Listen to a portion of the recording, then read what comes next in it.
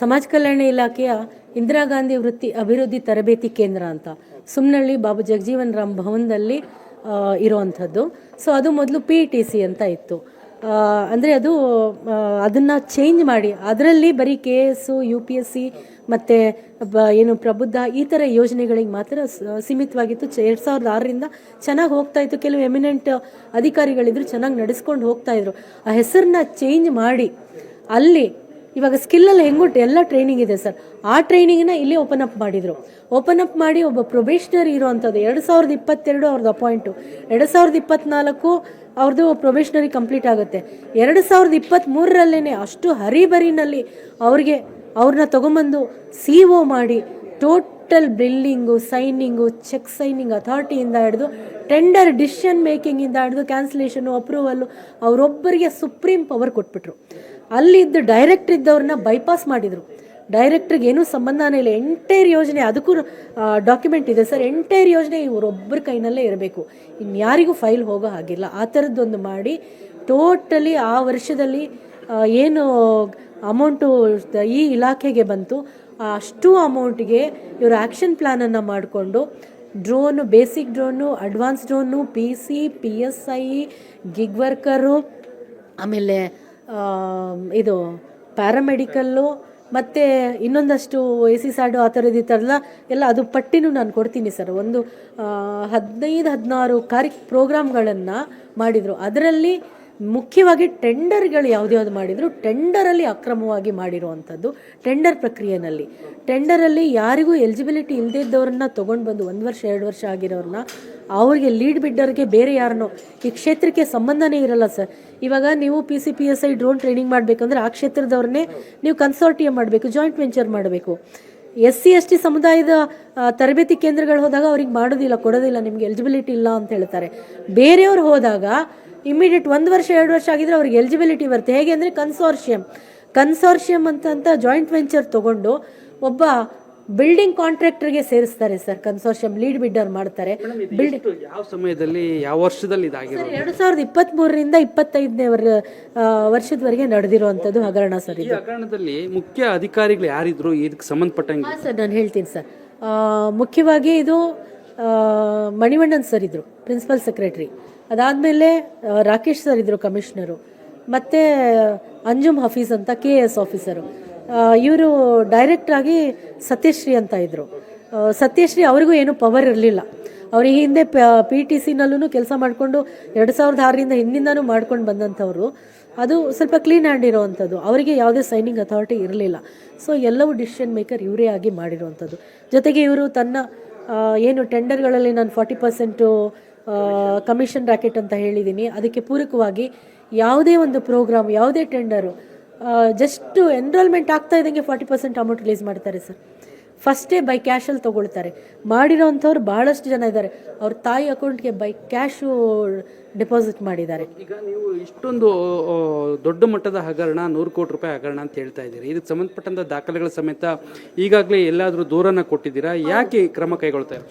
ಹೌದು, ನನಗೆ ದಾಖಲಾತಿಗಳು ಎಲ್ಲವೂ ನಾನು ಕಲೆಕ್ಟ್ ಮಾಡಿದ ನಂತರ ಜಾನ್ವರಿ 29ಕ್ಕೆ ನಾನು ಫಸ್ಟ್ ದೂರು ಲೋಕಾಯುಕ್ತದಲ್ಲಿ ಮಾಡಿದೆ. ನಾನು ಲೋಕಾಯುಕ್ತದಲ್ಲಿ ದೂರು ಮಾಡಿ ಲೋಕಾಯುಕ್ತ ಕಾಪಿ ಅಟ್ಯಾಚ್ ಮಾಡಿಬಿಟ್ಟು principal secretary of social welfare department, ಅದಾದಮೇಲೆ commissioner of social welfare department, director of IGCCD ಇವರು 3 ಜನಕ್ಕೆ ಕೊಟ್ಟು, ministry of social welfare department, ಆಮೇಲೆ ಚೀಫ್ ಸೆಕ್ರೆಟರಿ ಕರ್ನಾಟಕ ಸರ್ಕಾರ, ಮುಖ್ಯಮಂತ್ರಿಗಳು, ಆಮೇಲೆ ಇವರು ಫೈನಾನ್ಸ್ ಡಿಪಾರ್ಟ್ಮೆಂಟ್ನ ಮೂಲ ಇಲಾಖೆ ಆಗಿರೋದ್ರಿಂದ ಫಿನಾನ್ಸ್ ಡಿಪಾರ್ಟ್ಮೆಂಟ್ ಅವರಿಗೆ ಅಲ್ಲಿ ಅವರು ಸೆಕ್ರೆಟರಿಯಿಂದ ಹಿಡಿದು ಅವ್ರು ಎಲ್ಲರಿಗೂ ಕೊಟ್ಟಿದ್ದೀನಿ. ಜೊತೆಗೆ ಇವರು ಪ್ರಮೋಷನ್ ಇಷ್ಟೆಲ್ಲ ಹಗರಣ ಮಾಡಿರೋರು ವಿಚಾರವಾಗಿ ಇವರು ಅಲ್ಲಿಂದ ರಿಲೀವ್ ಮಾಡಿದರು ಸರ್. ರಿಲೀವ್ ಮಾಡಿ ಪ್ರಮೋಷನ್ ಮಾಡಿ ಕ್ರಿಶ್ಚಿಯನ್ ಮೈನಾರಿಟಿಗೆ ಇಟ್ಟಿದ್ದಾರೆ. ಸೊ ಹಂಗಾಗಿ ಅಲ್ಲಿಗೂ ಕೊಟ್ಟಿದ್ದೀನಿ ನಾನು. ಆಮೇಲೆ ಜಮೀರ್ ಅಹಮದ್ ಅವರಿಗೂ ಸಹ ಕೊಟ್ಟಿದ್ದೀನಿ, ಯಾಕಂದರೆ ಮೈನಾರಿಟಿ ಇದಿರೋದ್ರಿಂದ ಅವರಿಗೂ ಕೊಟ್ಟಿದ್ದೀನಿ. ಅದಾದ ನಂತರ ನಮ್ಮ ಆಯೋಗದಲ್ಲೂ ಹಾಕಿದ್ದೀನಿ, DCRAಗೂ ಹಾಕಿದ್ದೀನಿ. DCRAನಲ್ಲಿ ಹೇಳೋದೇನೆಂದರೆ ಸರ್ಕಾರದ ಪರ್ಮಿಷನ್ ಇಲ್ಲದೆ IAS KS ಆಫೀಸರ್ ಮೇಲೆ ದೂರು ಮಾಡಲಿಕ್ಕೆ ಬರೋದಿಲ್ಲ. ಅವ್ರು ನಿಮ್ಮ ಮೇಲೆ ಹಾಕಿರೋ ಫಾಲ್ಸ್ ದೂರೇ ಇರಬಹುದು, ಅದು ಪ್ರೂವ್ ಆಗೋವರೆಗೂ ನಾವು FIR ಮಾಡೋಕ್ಕೆ ಬರಲ್ಲ ಅಂತ ಅವ್ರು ಹೇಳ್ತಾರೆ. ಸರ್ಕಾರದ ಆದೇಶದ ಕಾಪಿ ಕೊಡ್ತಾರೆ. ಸೊ ಫಾಲ್ಸ್ FIR ಡಿಸೈಡ್ ಆಗಿ ಎಲ್ಲ ಬರೋದ್ರ ಒಳಗಡೆ ನಾನಿಲ್ಲಿ ತಪ್ಪಿತಸ್ಥೆ ಆಗಿರ್ತೀನಿ. ಸೊ ಹಾಗಾಗಿ ನಾನು ಅದನ್ನು ಓಪನ್ ಆಗಿ ಬಂದಂಥದ್ದು. ಅದಾದಮೇಲೆ ನ್ಯಾಷನಲ್ ಎಸ್ ಟಿ ಸೆಲ್ಗೂ ನಾನು ಇದು ಮಾಡಿದ್ದೀನಿ, ಕಂಪ್ಲೇಂಟ್ ಹಾಕಿದ್ದೀನಿ.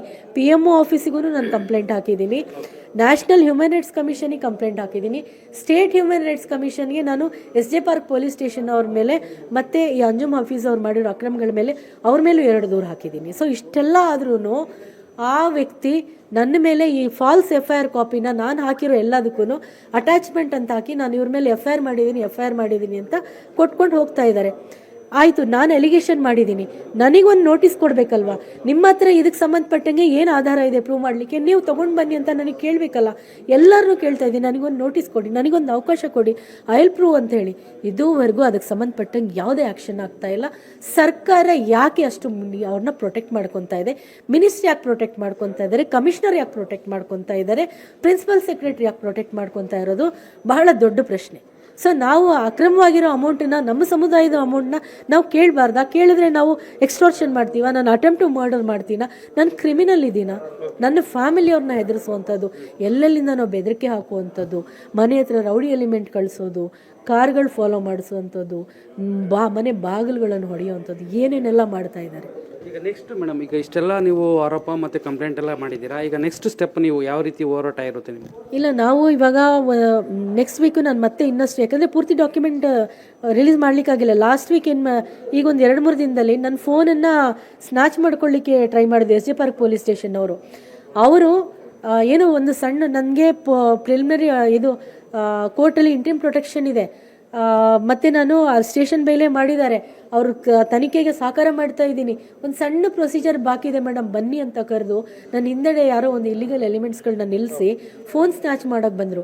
ಆವಾಗಲೇ ಗಲಾಟೆ ಮಾಡ್ಕೊಂಡು ಇದರಲ್ಲಿ ಎವಿಡೆನ್ಸ್ ಇದೆ, ಟ್ಯಾಂಪರ್ ಮಾಡೋಕ್ಕೆ ಟ್ರೈ ಮಾಡ್ತಾ ಇದ್ರೆ ನಾನು ಮಾಡಲ್ಲ ಅಂತೇಳಿ ಬಂದು ಇಮ್ಮಿಡಿಯೇಟ್ ನಾನು ನೈಟ್ ನಾನು ಪ್ರೆಸ್ ಮೀಟ್ ಮಾಡಲೇಬೇಕು ಅಂತೇಳಿ ಅರ್ಜೆಂಟಲ್ಲಿ ನಾನು ಮೀಡಿಯಾ ಮುಂದೆ ಬಂದಂಥದ್ದು.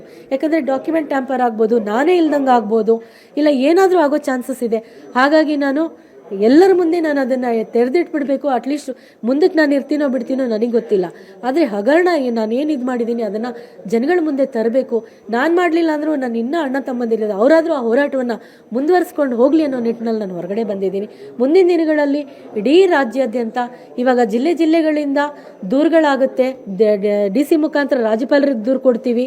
ಅದಾದ ನಂತರ ಡೈರೆಕ್ಟಾಗಿ ನಾವು ಅಲ್ಲಿಂದ ಪಾದಯಾತ್ರೆಗಳು ಮಾಡ್ತೀವಿ, ಬೇರೆ ಬೇರೆ ಡಿಸ್ಟ್ರಿಕ್ಗಳಿಂದ ವಿಧಾನಸೌಧ ಮುತ್ತಿಗೆನೂ ಮಾಡ್ತೀವಿ.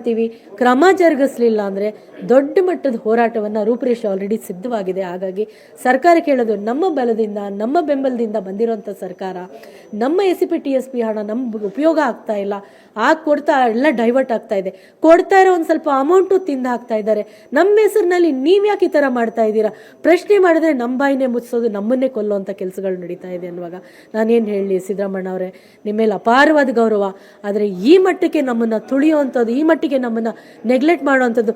ಮೊನ್ನೆ ಬಜೆಟ್ ಪ್ರಿಲಿಮಿನರಿ ಮೀಟಿಂಗಲ್ಲಿ ಯಾವಾಗಲೂ ನಮ್ಮ ಹೆಸರಿರುತ್ತೆ, ನಾವು ಮೊನ್ನೆ ಹೋರಾಟಗಾರರಲ್ಲ, 12-13 ವರ್ಷದಿಂದ ನಾವು ಇರೋವಂಥವ್ರು. ಆ ಲೀಸ್ಟಲ್ಲಿ ದಲಿತ ಮುಖಂಡರನ್ನ ಕರೆಯೋ ಲೀಸ್ಟಲ್ಲಿ 13ನೇ ಇದರಲ್ಲಿ ನನ್ನ ನೇಮ್ ಇದೆ, ಹಿಂದಿನ ದಿನ ಇದೆ, ಫೋನ್ ಮಾಡು ಹೇಳಿದ್ದಾರೆ. ಆದರೆ ನಾಳೆಗೆ ವಿಧಾನಸೌಧ ಹತ್ರ ಹೋದರೆ ನನ್ನ ಹೆಸರಿಲ್ಲ, ಒಳಗೆ ಬಿಡ್ತಾ ಇಲ್ಲ, ನನ್ನನ್ನು ಹೊರಗಡೆ ಕಳಿಸ್ತಾ ಇದ್ದಾರೆ. ಇಲ್ಲ ಮೇಡಮ್ ನಿಮ್ಮ ಹೆಸರಿಲ್ಲ ಅಂತ ಹೇಳ್ತಾ ಇದ್ದಾರೆ. ಗಲಾಟೆ ಮಾಡಿಕೊಂಡು ಹೊರಗಡೆ ಹೋಗಿ ಬಜೆಟ್ ಪ್ರಿಲಿಮಿನರಿ ಮೀಟಿಂಗಲ್ಲಿ ಡೈರೆಕ್ಟ್ ಮುಖ್ಯಮಂತ್ರಿಗಳು, ಸಮಾಜ ಕಲ್ಯಾಣ ಇಲಾಖೆ ಎಲ್ಲರೂ ಇದ್ರು, ಅವ್ರ ಎದುರಿಗೆ ಮೈಕಲ್ಲಿ ಹೇಳಿ ಖುದ್ದಾಗಿ ಡಾಕ್ಯುಮೆಂಟ್ ಕೊಟ್ಟಿದ್ದೀನಿ, ತನಿಖೆ ಮಾಡ್ತೀನಿ. ಯಾವಾಗ ಮಾಡ್ತೀರಾ? ಎಲ್ಲ ಕೊಳ್ಳೆ ಹೊಡೆದು ಲೂಟಿ ಮಾಡಿ ಹೋದ್ಮೇಲೆ ಆಮೇಲೆ ನೀವು ತನಿಖೆ ಮಾಡ್ತೀರಾ?